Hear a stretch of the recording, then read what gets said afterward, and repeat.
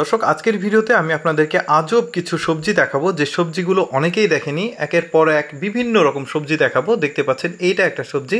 পুরো ভিডিওটি দেখতে থাকুন। এমন এমন সব সবজি দেখাবো যেটা অনেক মানুষ দেখেনি।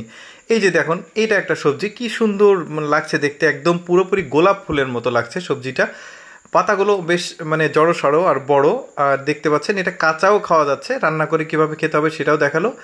এই সবজিটা দেখুন, এই সবজিটা ঠিক গোল গোল মার্বেলের মতো বল বল। এই যে দেখতে পাচ্ছেন এই সবজিটা এই গাছে ধরে আছে, ছিঁড়ে ছিঁড়ে খাচ্ছে। যে কিভাবে রান্না করতে হয় সেটাও আর কি সে দেখাচ্ছে।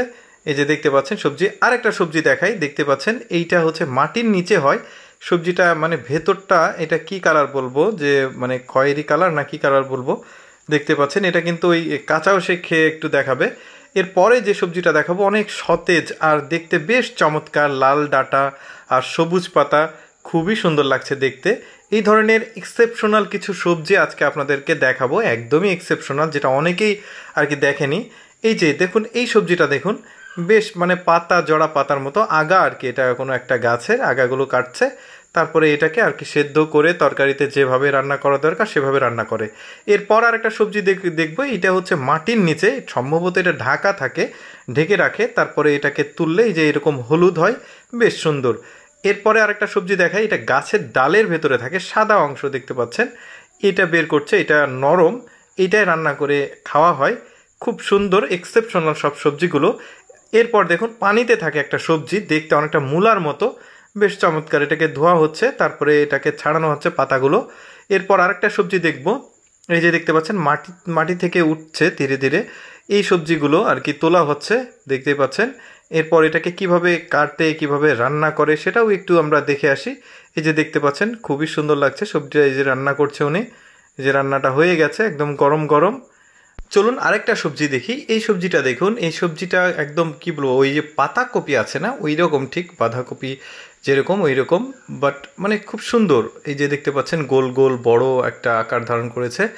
এটা আর একটা সবজি, এটা লম্বাটে, দেখতে পাচ্ছেন খুব সুন্দর একটা সবজি, পাতাগুলো বেশ সতেজ।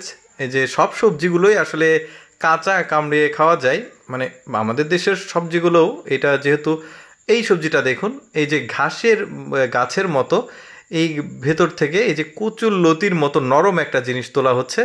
এটা একটা খুবই সুন্দর এক্সেপশনাল সবজি। এরপরে আরেকটা সবজি দেখাই, একদম ড্রাগনের মতো দেখতে, দেখতে পাচ্ছেন এই যে বাজারে ড্রাগন কিনতে পাওয়া যায় ওই রকম।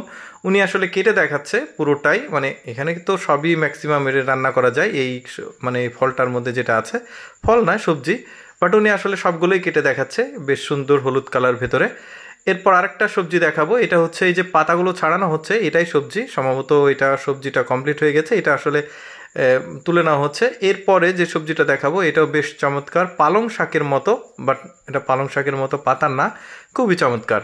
এরপর মরিচ দেখাই, দেখতে পাচ্ছেন এটা একটা মরিচ, কি সুন্দর লাগছে, ওই যে আপেল বড়ই আছে ঠিক ওই রকম। এরপর আরেকটা শাক দেখাই, এটা হচ্ছে শাক, একদমই এক্সেপশনাল, বৈতা শাক নামে একটা শাক আছে ঠিক ওই রকম, বাট এটা ওই শাক না। এরপর আরেকটা সবজি দেখাবো, এটা গাছ থেকে সংগ্রহ করা হচ্ছে, গাছের যে ফুল রয়েছে এই ফুলটাই আসলে সবজি হিসেবে তারা খাওয়া হয়।